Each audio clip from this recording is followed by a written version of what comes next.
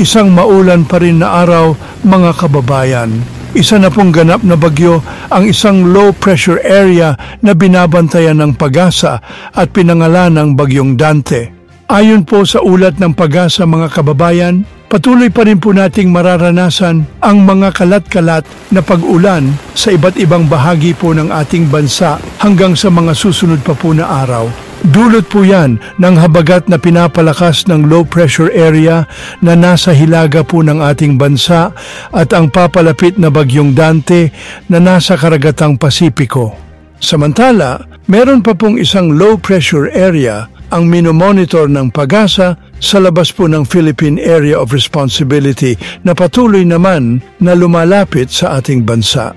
Kaya pinaghahanda po tayo ng Pag-asa, mga kababayan, sa magiging epekto ng Bagyong Dante at sa dalawang low pressure area na patuloy na lumalapit sa ating bansa.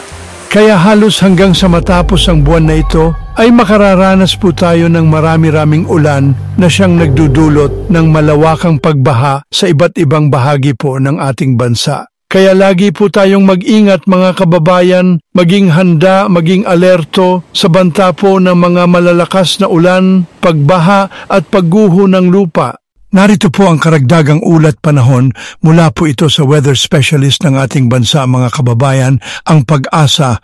Kung makikita po natin yung ating pinaka-latest satellite image animation, may tatlo po tayong sama ng panahon na naka-highlight ng bilog. Yung binabantayan nating low pressure area na halos nasa malapit dito nga sa eastern boundary ng ating air responsibility ay naging isang ganap na bagyo na. At binigyan nga natin itong local name na Dante. Si Dante ay tinatayang nasa layong 1,130 kilometers ang layo, silangan ng Northern Luzon. Taglay nito, ang lakas ng hangin umabot hanggang 45 kilometers per hour malapit sa gitna nito. At ang pagbugso naman ng hangin ay hanggang sa 55 kilometers per hour. Sa kasalukuyan, kumikilos ito sa direksyong north-northwestward naman sa bilis na 20 kilometers per hour. Samantala, yung isa namang low pressure area na mas malapit nga dito sa silangan ng Northern Luzon ay tinatayang nasa layong 155 kilometers east-southeast ng Basco, Batanes. Pero patuloy tayong magmamonitor sapagkat posibleng beyond the 24-hour period ay maging isang ganap na bagyo ito. Posibleng kumilos ito patungo dito sa may extreme northern Luzon at dito pa lang sa West Philippine Sea siya magiging ganap na bagyo. Yun po yung scenario number 1 natin. Samantala, scenario number 2 ay i-absorb ito ng mas malakas na bagyong si Tropical Depression Dante. Kaya manatili pong nakatutok sa update natin regarding this particular low pressure area, ang bagyong si Dante at maging itong isang low pressure area nga na nasa labas ng ating area of responsibility ay subject for monitoring din natin. Subalit sa ganitong mga panahon, kapag may mga bagyo po tayo na nandito nga sa karagatang Pasipiko, bagkos kumikilos, either patungo sa dulong Ilagan Luzon, patungo sa Taiwan, o northern boundary ng ating area of responsibility, very favorable yan para patuloy na mapag-iba yung habagat na siya magpapaulan nga sa ating bansa. So generally, nakikita nga po natin sa balita, sa actual na may mga pagbaha na dyan, may mga pagguho ng lupa na sa nakararaming lalawigan sa kanlurang bahagi ng Luzon. At ano nga ba inaasahan natin for the next 2 to 3 days? Sa ating pinaka-latest weather advisory, simula po ngayong araw, inaasahan pa rin na matitinding pag-ulan dito nga sa kanlurang bahagi ng Luzon, ilang bahagi ng Bicol region at maging Western Visayas.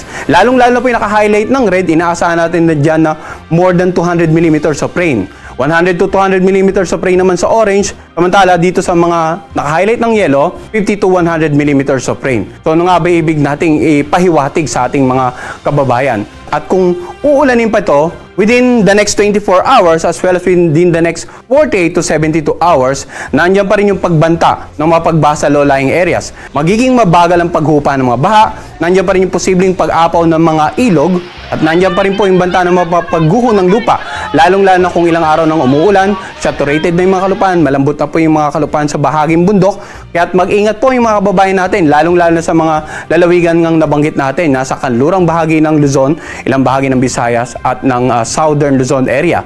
Maging alerto sa mga posibleng pagbaha at pagguho ng lupa at patuloy po makipag-ugnayan sa kanilang local na disaster risk reduction managing officers para sa patuloy na gawaing pangkaligtasan. Samantala, narito naman po ang mga lugar na walang pasok.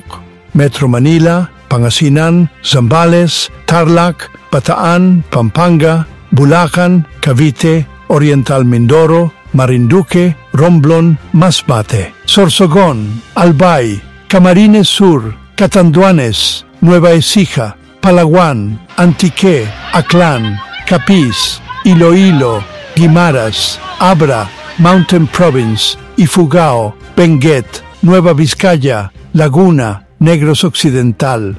Lahat po ng aking binanggit nasa description box sa ibaba po ng video na ito, kaya paki-double check na lang po mga kababayan. Samantala, nakikiusap po ang Pag-asa na huwag po kayong maniwala o magpapaniwala sa kumakalat na balita kuno na may 6 na bagyo na tatama sa ating bansa sa darating na Huwebes. Wala pa pong ganon na pangyayari sa ating bansa ang naitala na sa isang araw ay 6 na bagyo agad ang tatama sa bansa. Yan po muna ang ating weather update. Sa mga naghahanap po ng rechargeable super bright solar flashlight and waterproof work light, click nyo lang po ang product basket na makikita nyo sa inyong screen o sa description box. Para sa mas mabilis na updates, huwag kalimutang i-like, i-share at mag-subscribe sa channel na ito. Hanggang sa susunod na ulat panahon, stay safe and weather-wise mga kabayan.